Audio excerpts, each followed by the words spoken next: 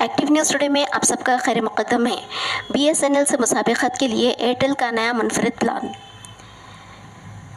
Airtel نے B S N L کے plan سے مسابقت کے لیے صارفین کو ایک منفرد پلان کی پیشکش کی ہے، جس کے تحت 199 روپے کے پلان کے تحت 365 دن تک 24 GB ڈیٹا اور ان لمیٹڈ رومنگ اور اسٹڈی اور لوکل کالز کی سہولت حاصل رہے گی۔ صارفین روزانہ 100 SMS مفت کر پائیں گے۔ یہ منصوبہ صارفین کے لیے توجہ کا مرکز بن چکا ہے۔ بی ایس این ایل نے یہ سہولت جاری کی ہے کہ سم کارڈ موبائل نیٹ ورک کے بغیر بی ایس این ایل سے کالز کی سہولت دستیاب رہے گی۔ سیٹلائٹ ٹیکنالوجی سے استفادہ خانگی کمپنیوں کے لیے چیلنج۔ ملک میں خانگی موبائل کمپنیوں کے لیے بی ایس این ایل نے چیلنج پیدا کر دیا ہے۔ مکیش امبانی اور بھارتی متل سے مصادقت میں سرکاری ادارہ جاتی بی ایس این ایل نے نئی ٹیکنالوجی متعارف کی، جس کے تحت سم کارڈ اور موبائل نیٹ ورک کے بغیر صارفین ٹیلی فون کالز کر سکتے ہیں۔ سرکاری ادارہ بی ایس این ایل کی یہ منفرد اسکیم جیو، ایئرٹیل اور وی آئی جیسی کمپنیوں کے لیے مسابقت پیدا کر رہی ہے۔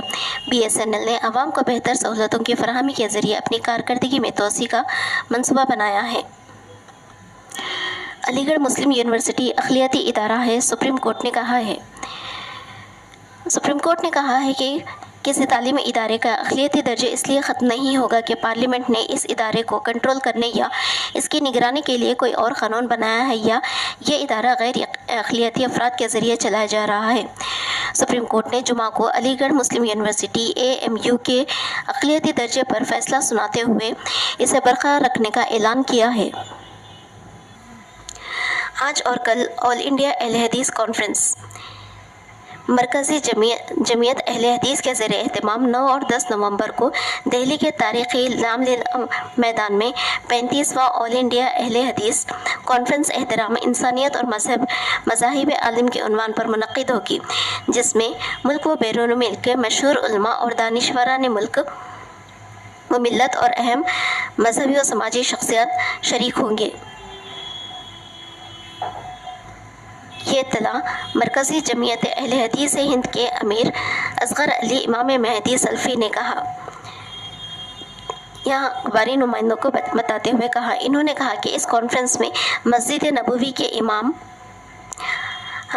حماتمہ شیخ عبداللہ بن عبدالرحمن شریک ہوں گے اور 9 نومبر کو اجلاس کریں گے۔ نیز 10 نومبر کو مغرب اور عشاء کی نماز پڑھائی جائے گی۔ تلنگانہ بی سی کمیشن کی عوامی سماعت کا 18 نومبر سے آغاز۔ بی سی طبقات کو سماجی، تعلیمی اور معاشی پسماندگی کا جائزہ۔ کمیشن کے دفتر میں شخصی نمائندگی کی سہولت۔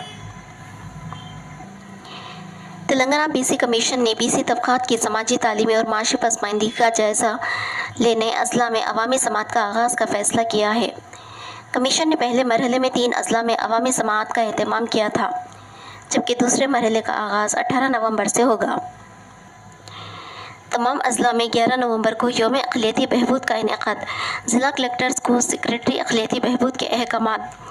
تلنگانہ حکومت نے 11 نومبر کو مولانا ابوالکلام آزاد کی یوم پیدائش کے موقع پر ریاست بھر میں یوم اقلیتی بہبود اور یوم قومی تعلیم کے طور پر منانے کا فیصلہ کیا ہے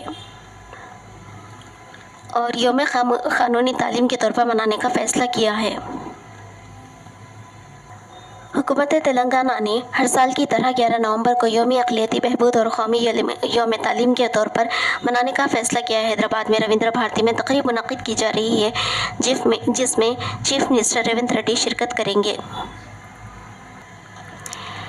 SSC امتحان فیس ادا کرنے کی تاریخ کا اعلان۔ تلنگانہ میں 10ویں جماعت کے سالانہ امتحانات کی فیس کی ادائیگی کے لیے ڈائریکٹ ایگزامینیشن نے شیڈول جاری کر دیا۔ امتحانی فیس ادائیگی کے لیے آخری تاریخ 18 نومبر ہے۔ طلبہ کو ہدایت دی گئی ہے کہ اس تاریخ تک فیس جمع کر دیں تاکہ اضافی چارجز سے بچا جا سکے۔ 50 روپے دیرانہ فیس کے ساتھ فیس جمع کرنے کی آخری تاریخ 12 دسمبر ہوگی۔ 200 روپے دیرانہ کے ساتھ فیس جمع کرنے کی آخری تاریخ 12 دسمبر ہے، جبکہ 500 روپے چالان کے ساتھ آخری تاریخ 21 دسمبر مقرر کی گئی ہے۔ डायरेक्टर इम्तिहानात ने स्कूल इंतज़ामिया से दरख्वास्त की है कि वह तलबा को बरवक्त आगाह करे ताकि इम्तिहानी फ़ीस की अदायगी में रुकावट ना हो, ताकि तलबा बरवक्त तैयारियों का आगाज़ कर सके। शहर में 27 था 29 नवंबर पोल्ट्री इंडिया एक्सपो 2024 का 16वां एडिशन शहर में 27 था 29 नवंबर हाईटेक सिटी में मुनक़िद होगा। जानिब से जो एक ऐसा प्लेटफॉर्म होगा जहां न सिर्फ जदीद टेक्नोलॉजी बरामदात की अहमियत के बारे में मालूमात फराहम की जाएगी, बल्कि इंडस्ट्री में नई इख्तिरात को भी पेश किया जाएगा। पेटीएम से यूपीआई स्टेटमेंट डाउनलोड का आगाज़। पेटीएम की जानिब से एक सर्विस का आगाज़ किया गया है जिससे यूज़र्स फौरी इनकी यूपीआई ट्रांजैक्शन हिस्ट्री डाउनलोड कर सकते हैं। इस नई सर्विस से पेटीएम यूज़र्स एक डाउनलोड बिल या पीडीएफ फॉर्मेट में किसी तारीख रेंज या मालियाती साल के लिए इनका यूपीआई स्टेटमेंट हासिल कर सकते हैं, जिसमें हर मामले के बारे में तफसीली मालूमात हासिल होगी। तेलंगाना में 12 से 14 नवंबर बारिश का इम्कान। तेलंगाना में 12, 13 और 14 नवंबर को अलग अलग मकामात पर हल्की से औसत बारिश या बूंदाबांदी की तवक्को है। महकमा मौसमियात ने आज बताया कि आइंदा 4 दिनों के दौरान रियासत में मौसम खुश्क रहने का इम्कान है। गुज़िश्ता 24 घंटों के दौरान रियासत में मौसम खुश्क पाया गया। इजराइल के गज़ा पर हमले जारी। इजराइल के गज़ा के मुख्तलिफ इलाक़ों पर की गई हमलों में 11 फ़लस्तीनी शहीद हो गए और बहुत से फ़लस्तीनी ज़ख्मी हो गए। गज़ा में मरकज़ी इलाक़े में वाक़ नसीरात कैंप में एक घर पर हमले में कई फ़लस्तीनी शहीद हो गए। बाइडेन ने नौमुंतखब सदर को वाइट हाउस मदऊ किया।